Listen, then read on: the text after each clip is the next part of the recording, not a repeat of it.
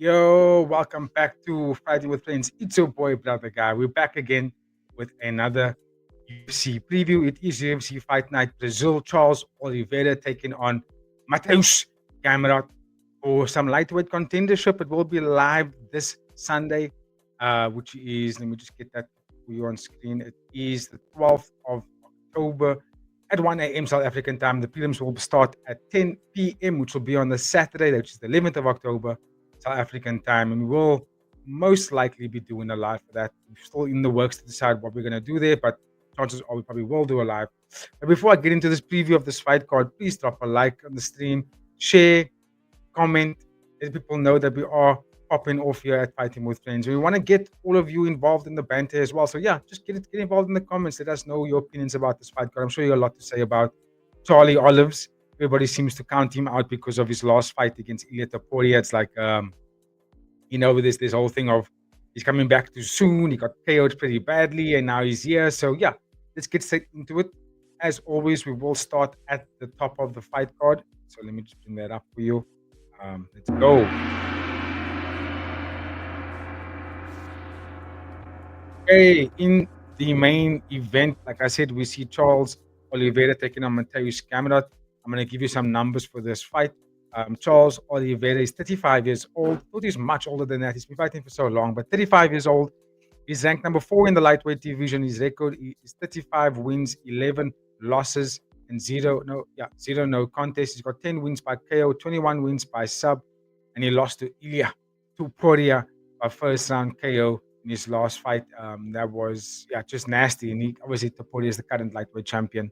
Madness, just absolute madness. What's going on right now?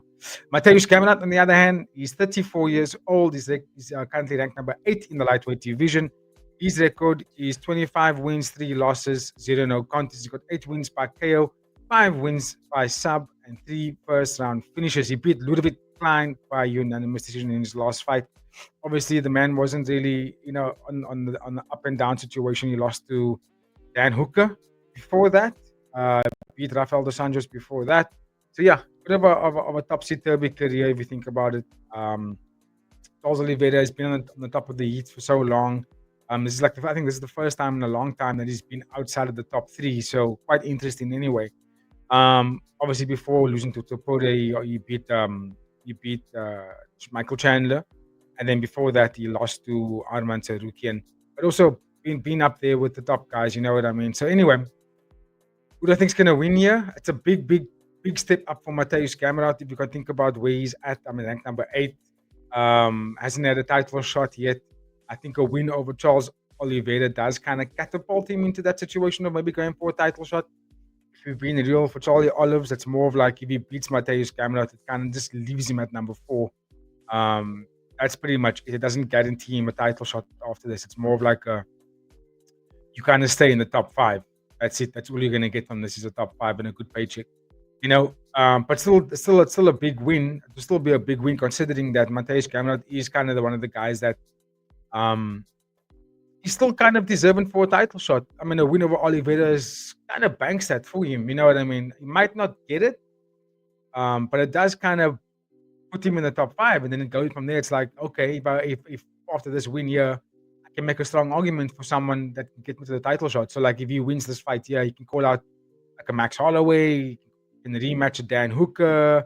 It puts him in a good position, in my opinion, to make a run. He could rematch Tsarukyan, but anyway, he can fight against Gaethje. If Gaethje loses to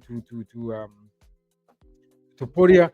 Point is, Mateusz Gamrot has more to win here, more to gain than Charles Oliveira. With Charles Oliveira, it's like a win here. It's more of like a solidification to, I'm that guy. I'm one of the kings of this division. That's all he kind of gets out of it.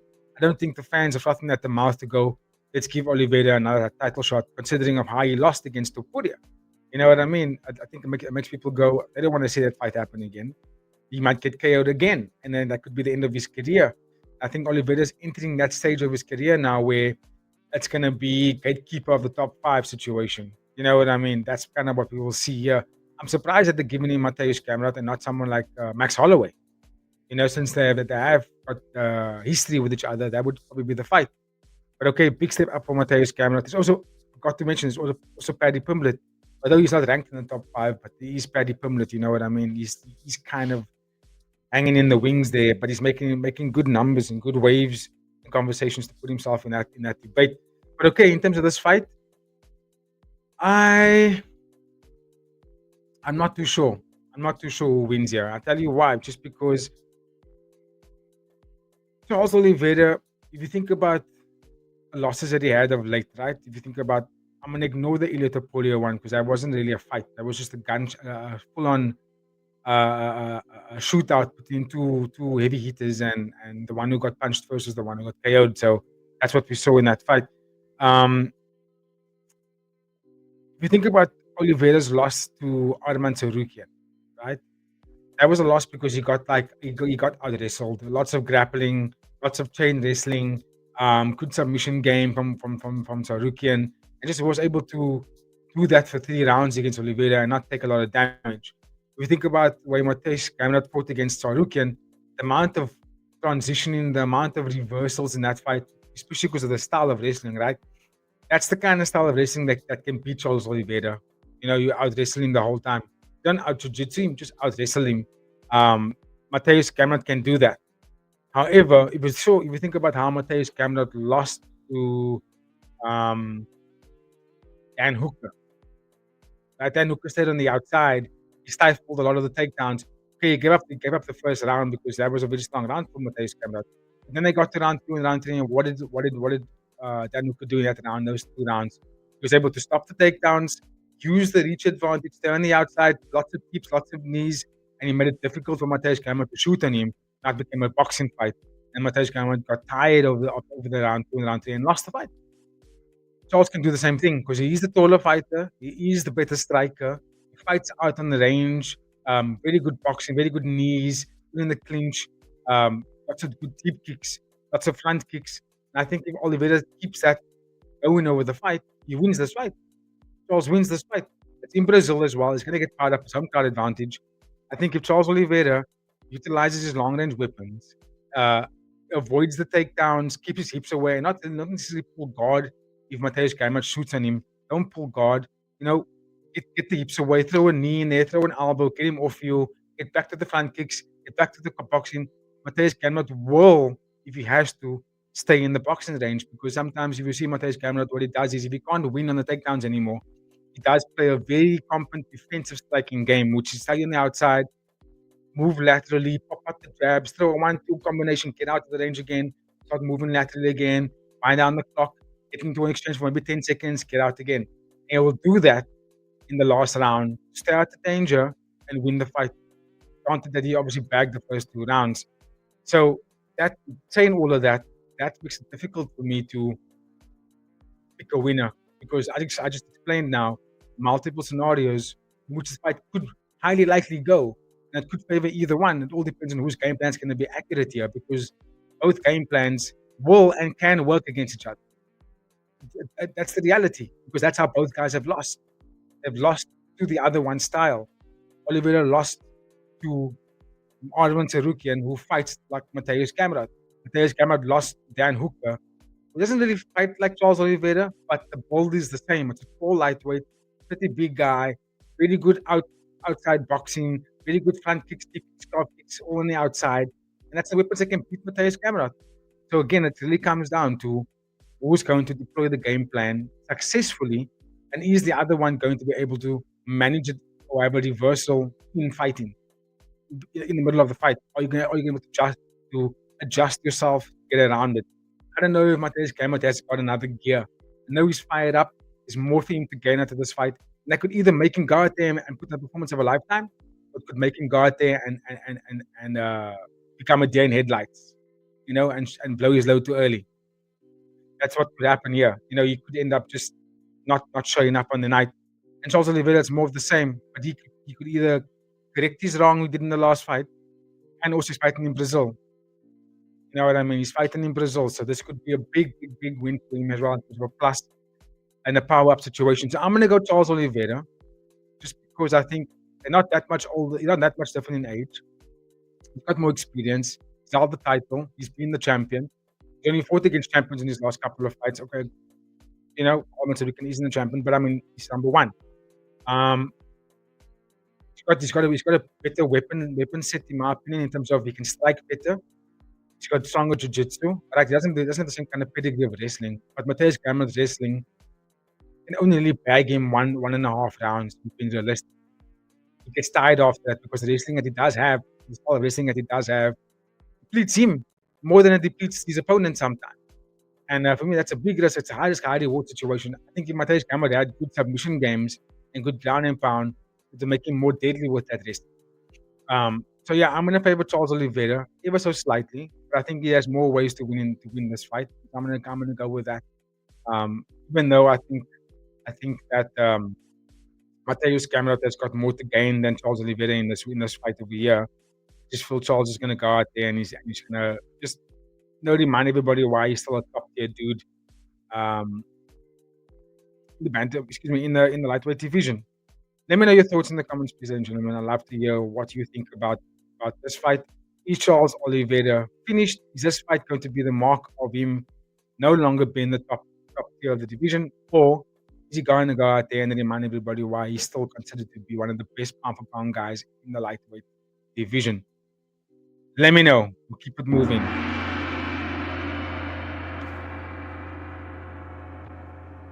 Up next, we have another former champion in Davison Deuce Together. Figueiredo taking on Montel Jackson of the bantamweight division. Let me give you some numbers. Davison Figueiredo is 37 years old. Of course, he's the former flyweight UFC champion. He's ranked number 6 in the bantamweight division. His record is 24 wins, 5 losses, 1 no contest. He's got 9 wins by. Oh, excuse me, that's one draw. He's got 9 wins by KO, 9 wins by sub, 11 first round finishes, 2 fight losing streak. He lost to Corey Sandhagen by second round, nasty 50-50 TKO. Montel Jackson, a bit of a boogeyman here, a bit of a dark horse if you're being realistic. 33 years old. He's ranked number 15 in the bantamweight division. His record is 16 wins, 2 losses, 0 no contest. He's got a 6-fight win streak, which is probably one of the best win streaks we'll see in the bantamweight division currently. Bar Merab Dvalishvili. 8 wins by KO, 7 first round finishes. He beat Daniel Marcos by unanimous decision in his last fight. And I always used to shit on Montel Jackson, but he's like quietly going about his business and like beating everybody in like fantastic fashion. It's like finishes after finishes after finishes, whether it's submission, KOs. He's quietly going about his business. And I'm happy that he's got this fight because the spotlight's going to be on him and he's going up against a former champion. Yes, I know that Davison isn't actually a bantamweight. Let's be honest, he's not really a bantamweight. But he's high level. He's high level. But I just think this may be the fight where we don't actually see Deuce Together get the job done. And it'll be the first time that he's going to lose to a fighter that's not a champion or a former champion or someone that's ranked in the top 5. I don't think this fight playing out. The reason why I'm saying that is because Montel Jackson is quite a talented fighter. He fights really well on the outside. He's got good range. He's one of the taller guys in the bantamweight division at 5'10". He knows how to use that range. And I think he knows this is a big opportunity for him because Deuce Together, like I said, is a former champion. He's ranked quite high in the bantamweight division. A win over Deuce Together does amplify or move him up the division quite highly. I don't have my rankings on screen right now. Let me just see if I can get my rankings for myself to just look here. Because I firmly believe that the bantamweight division is pretty intense. Okay, Ayman Zahabi not so much. Marlon Chitavet's on the down at the moment. David Martinez, this is Oliveira. Dangerous, looked good in his last fight. Rob Font on a little bit of a downer. Kyler Phillips on a little bit of a downer. And then Montel Jackson, number 15. Why I'm saying this is that the top 15 of the bantamweight division is actually quite tight. Quite tightly contested. Like a lot of guys in this division can one win over each other boost you up a number of spots. You know what I mean? So like if Montel Jackson beats Davison Figueiredo, he jumps the pack, in my opinion. He goes over Vinicius Oliveira. He goes over David Martinez because he's a newcomer to the organization. And in my opinion, he might just get number 10 slot over Henry Cejudo, especially because of the win streak. There's also Marcus McGee that's in there, and that just tells you like, and Marcus McGee was ranked before losing to Piotr Jan, and now he's not in the rankings anymore, which is mad to see. And that just further drives my point home. For Montel Jackson, if he wins Davison Figueiredo here in Brazil, goes up a 7-fight win streak. You know what I mean? He jumps the pack here, in my opinion. Especially if he does it in a very good fashion. He's got the advantages here. Davison Figueiredo, we know what he's all about. He's a powerful dude, hits really hard, right? Good striking, good stance, fantastic body kicks. And he can grapple also if he needs to. And what we actually see in him in this division is he's grappling a lot more because he realizes that going up in weight, he's no longer a weight bully than what he was. He can't dominate fights the way he did with one punch KOs, with strong judo games, with strong jiu-jitsu games. Every single fighter in the bantamweight division is bigger than him. Everyone is bigger than him, taller than him, stronger than he is. Matches he's grappling, hits hard, it's as hard, if not harder than him. And that's a bit of a disadvantage to Davison Figueiredo. And I just think that he's past his peak at this point. He had his run at flyweight. He became the best there. Joined the bantamweight division, had a couple of good runs, and then he fought against the elite of the division, and they all schooled him.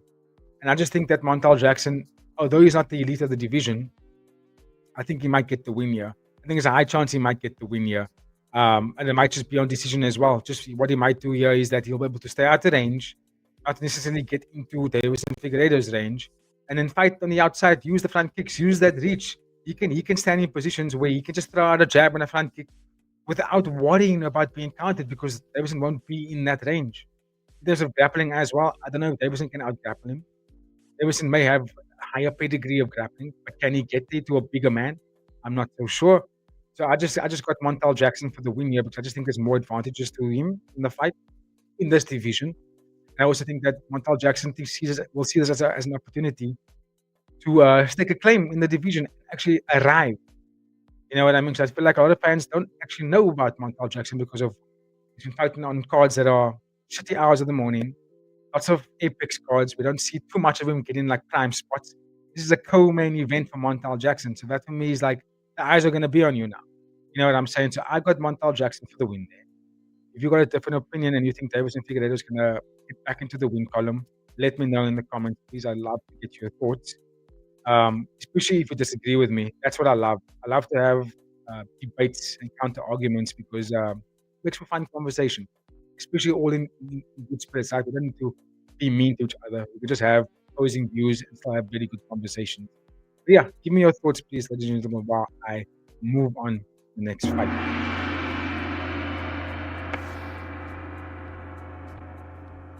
Right. Up next, we have another Brazilian legend in Vicente Luque taking on one of the guys that I think is going to be a dark horse for the lightweight division, and that is Joel Alvarez.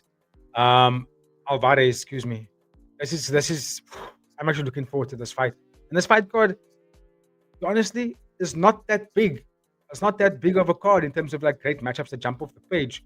But those first top three fights of the fight card, main event, co-main event, and this fight with Vicente Luque and Joel Alvarez, big, big fight. Big fight. So Vicente Luque, let me give you some numbers. 33 years old. Record is 23 wins, 11 losses, 1 no contest. He's got 11 wins by KO, 9 wins by sub, 14 first round finishes. He lost to Kevin Holland by second round Darce choke in his last fight. A little bit unfortunate there. And Joel Alvarez is 32 years old. His record is 22 wins, 3 losses, 0 no contest. He's got 5 wins by KO, 17 wins by sub, 14 first round finishes, 3 fight win streak. He only lost twice in the UFC. And he's got quite a number of wins already in the UFC. I'm just going to remind myself of it. Yeah, I didn't put the full count together, but the dude's been doing the thing. So he lost his opening fight. That's 1, 2, 3, 4, 5, 6, 7, 8, 9. 9 fights, 2 losses, 7 wins. It's pretty fantastic in my opinion. And all his wins has come via either sub or KO. Joe Alvarez does not go to decision. It's just not how he fights. It's not what he does.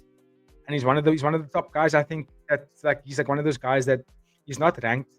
A little bit of unfortunate things to his career in terms of injury. He's not really making the fights. He has to be pulled out some of the fights. But he's one of those guys that's got such a talent that if he could string a healthy run of fights, like if he can go 2 to 3 years without getting injured, making weight consistently, he would really be right now in the top 10.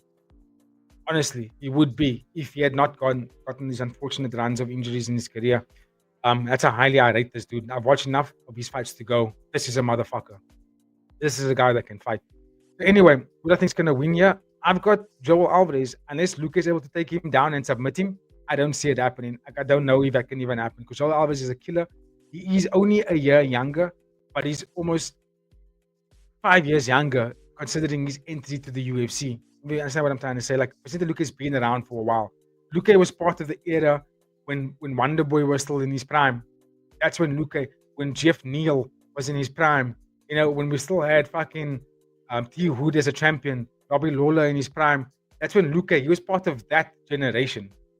You know what I mean? And even though Alvarez is only a year younger, Alvarez entered the game of the UFC much later than Luque.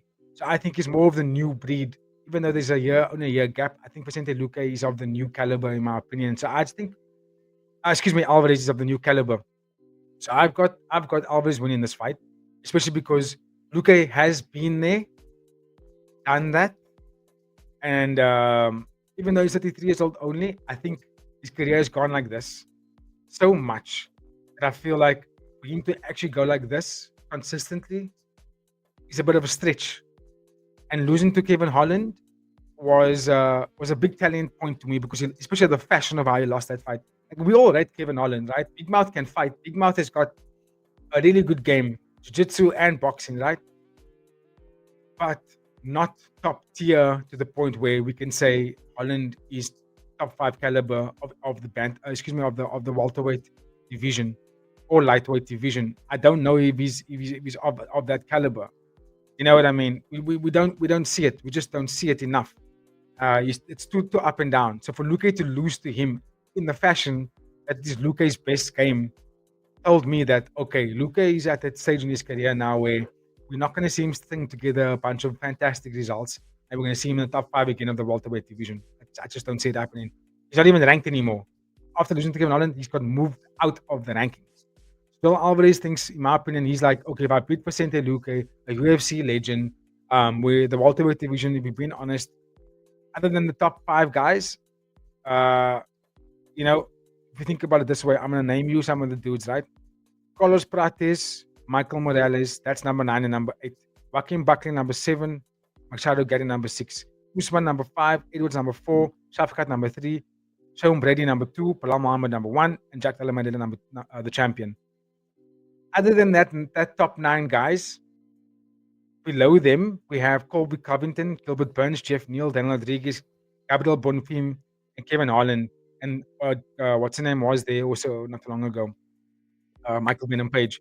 So from that numbers, just from number 10 going down to number 15, those are all the old guard guys. They've also been there, done that, and they also with their careers went like this.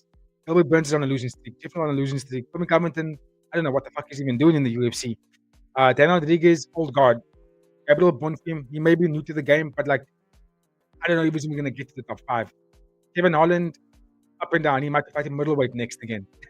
So for me, if I look at that list, I think Joel Alvarez can get through those guys. I think he's got the stuff to get through them. And he's a killer. He's just only got finishes. I think Joel Alvarez is going to go in there, and I think he's going to beat Vicente Luque in Brazil. Be reminding everybody why we should consider him as the dark horse and why he was considered to be the dark horse. And people mustn't forget because he's been gone for quite some time doesn't mean he hasn't been doing much in his game, right? So I've got Joel Alvarez beating Vicente Luque, either first round KO or second round KO. I see it happening. Might even sub him in the second round. Rock him really hard, drop him to the ground, jump on his neck, choke him out, second round submission. Big statement. Joel Alvarez, let's go. If you got a different opinion, please let me know in the comments, ladies and gentlemen. But I think Joel Alvarez is gonna mark his return in this fight. I really do think so. I think people are gonna go, oh shit, we forgot about this. We forgot about this, dude. And that's gonna be a y'all must have forgot moment. But let me know in the comments what you guys think about that matchup. Please, welcome.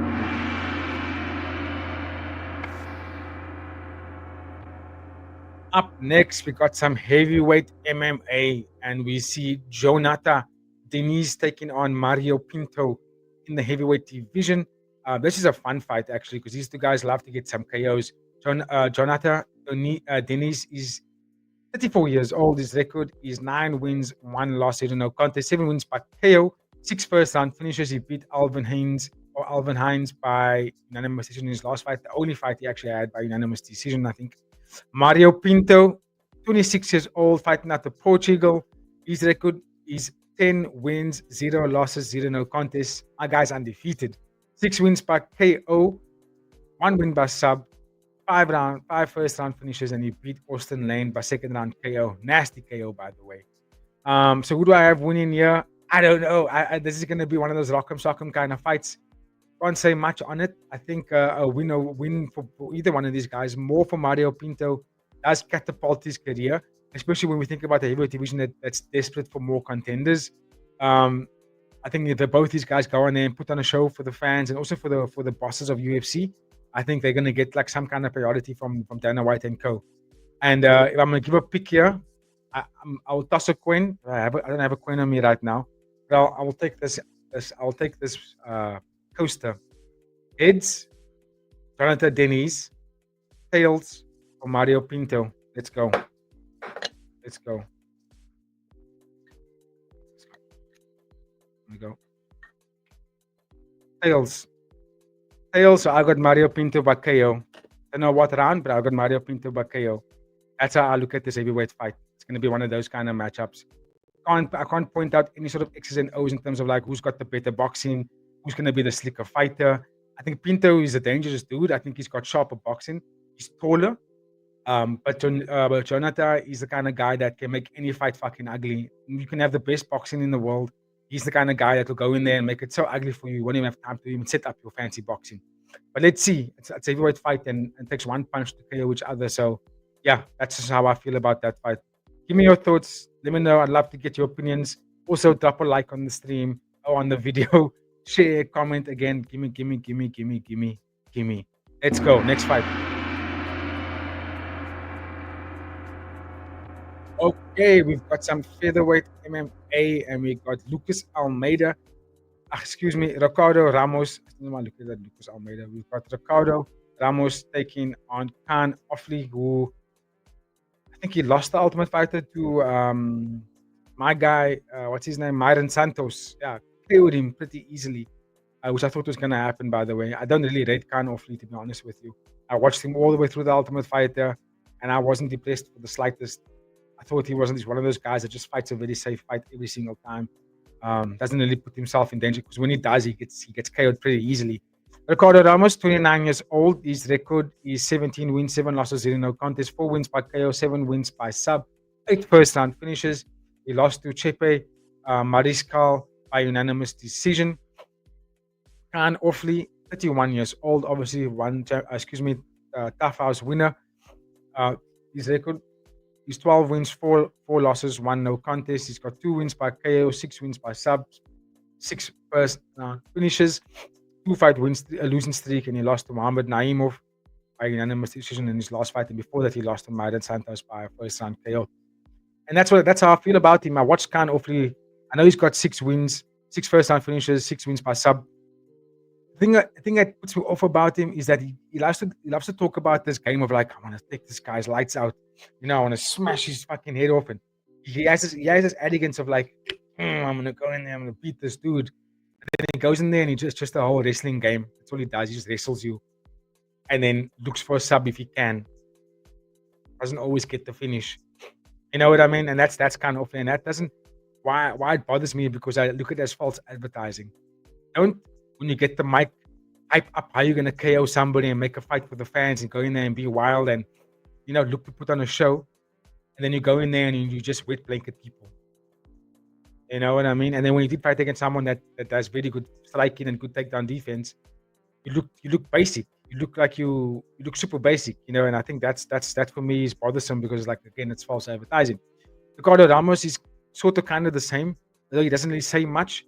But like, he's a really good striker, but then he goes in there and he gets like smashed by people. Like, he lost his last fight to a fighter, I can't even pronounce his name properly. You know what I mean? And that's bothersome, bro. He's on a 2-fight losing streak. 3-fight losing streak. No. He beat Kulibao.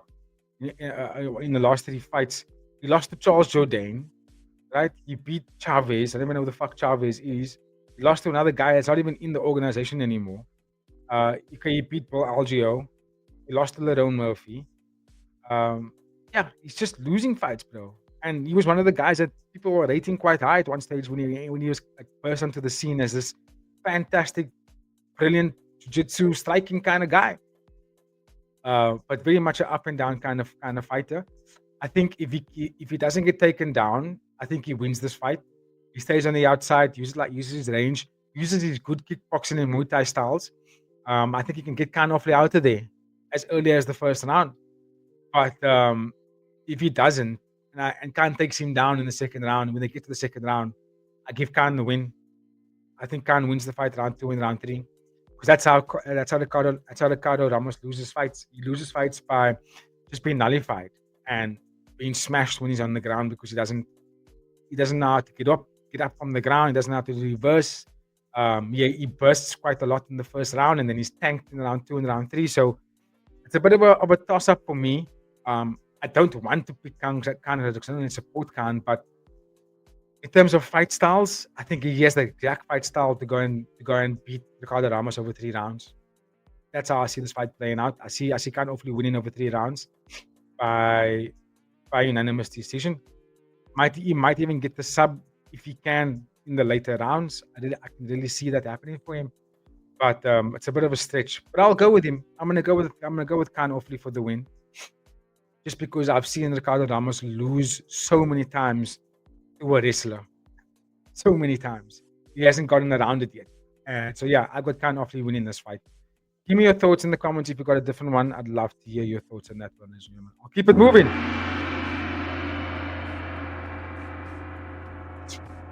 All right, let's go. Lucas Almeida taking on Michael Aswell. Not much to really say in this fight. Lucas Almeida, taller fighter. Excuse me, I got his guy. Let's give you some numbers. He's 34 years old. Excuse me, he's 34 years old. His record is 15 wins, 4 losses, 0 no contests. He's got 9 wins by KO, 5 wins by sub, 9 first round finishes, and he lost to Danny Silva by split decision in his last fight. I'm going to be honest with you guys. I don't rate this guy. He lost to Andre Fili. He lost to Pat Sabatini. And yeah, that bothers me a lot, actually. It bothers me a lot. It really does. It's like, oh, fuck. Like, what's up with this dude?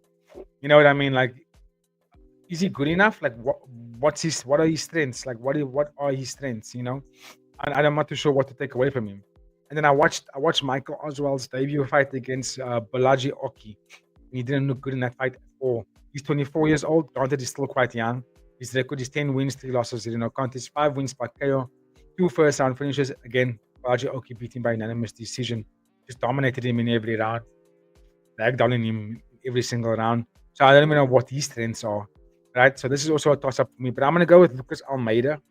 Just because it's home crowd advantage. They're in Brazil. They're in Rio de Janeiro. The crowd's going to be hyped. It's going to be super loud. And I just don't know if he gets the job done. Excuse me, Michael as well. I just don't know if he gets the job done. I think it's going to be very heavily in Lucas Almeida's favor. So yeah, give me your thoughts on that one. How do you see that fight playing out? In terms of that one, give me your pick. I'm going to keep it moving, ladies and gentlemen. Up next, we go to the prelims where we see Jafal Filho taking on Clayton Carpenter.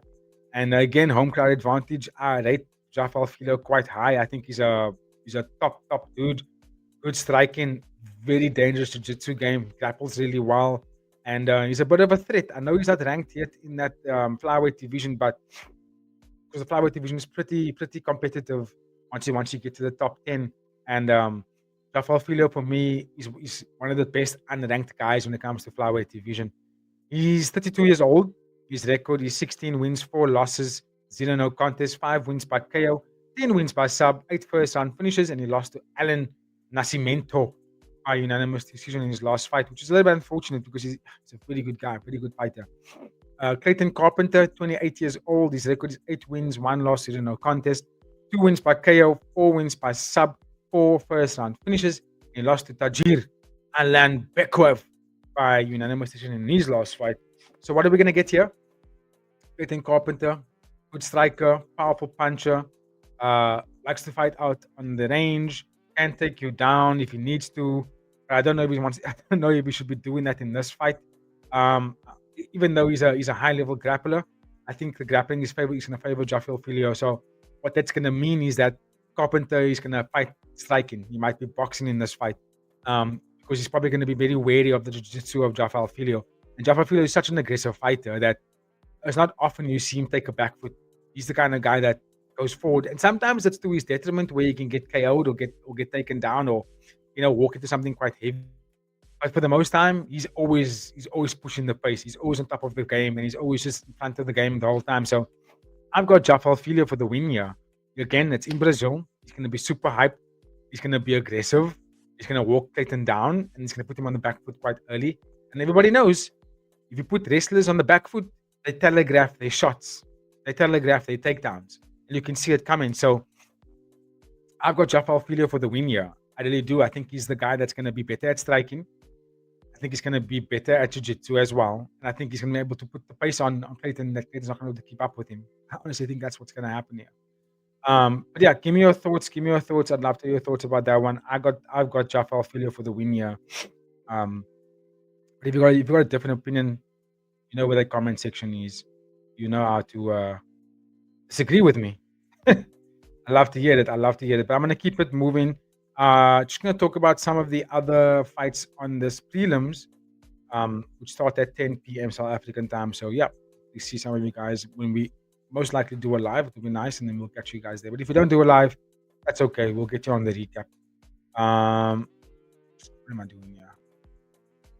Let's keep it moving.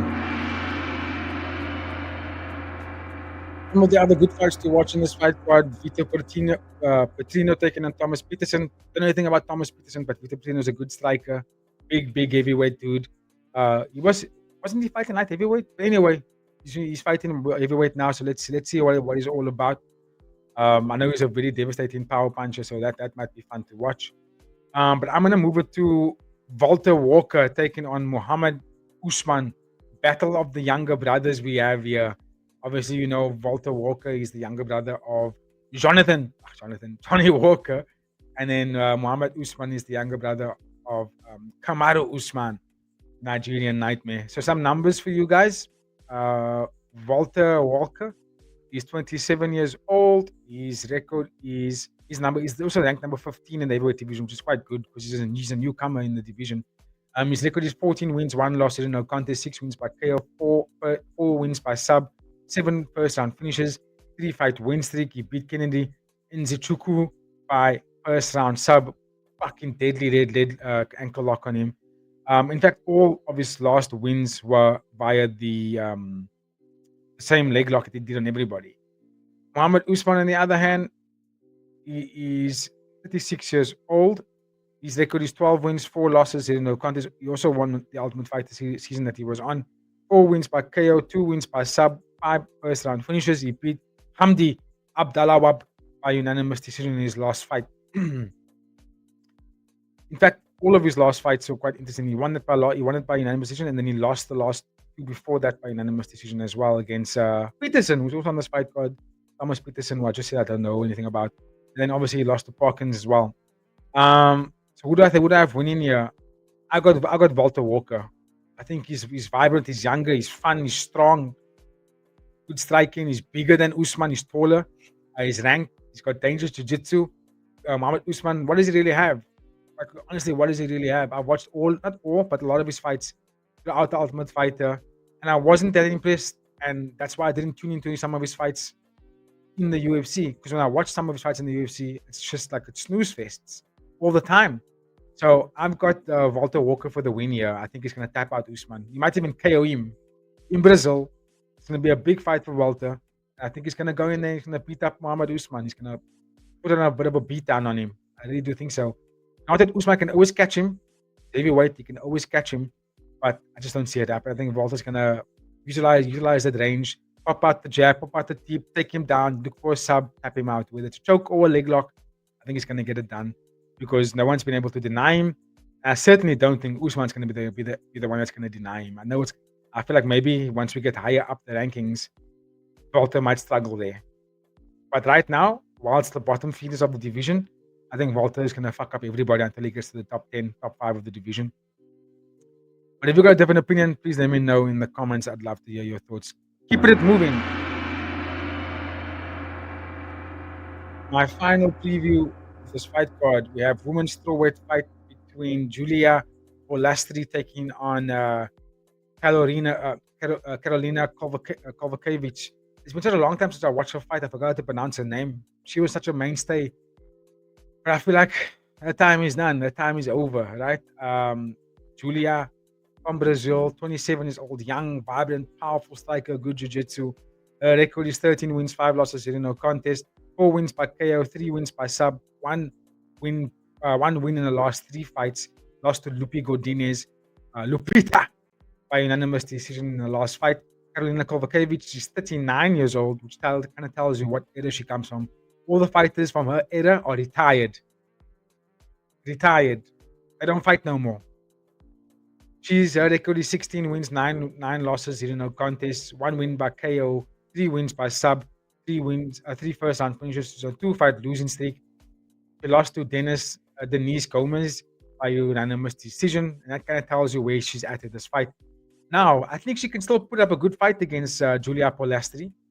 But that being said, I think she's taller. No, she's not taller, but she fights with good range.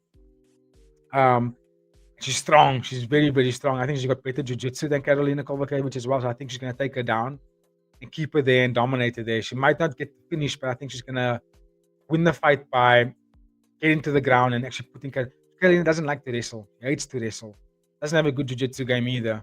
So I think Julia's going to recognize those weaknesses and take her down there and beat her up in the ground. That's how I see this fight playing out. I think Julia's going to, showcase why she's the next breed. Why Carolina should actually consider hanging up the gloves. I thought she retired, actually. I don't know why she's still here, but okay. Happy to see her face around, but I just don't know if she can sustain a solid run of victories. I don't know if she still needs the money. Why is she still fighting on the fight card? But anyway, she's there. But okay, ladies and gentlemen, that is my time on this fight card. Let me know your thoughts and opinions on this fight card. Pre-fight rating, I want to give it a solid 6. It is in Brazil. It's a good time for us South African people in terms of when it's going to be live. We may or may not do a live watch along for this one, but if we do, tune in. If we don't, catch us on the recap.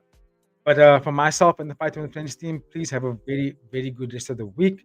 Like, share, and subscribe. Tell your friends that the Fight with Friends is popping off all the number one fighting African podcast champion of the world. So stay tuned every single week. We have content coming out for you every single day. Let me just remove this here. Every single day. So tune into that. But again, for myself and everybody, have a fantastic week, and we will catch you on the next one. Cheers, everybody.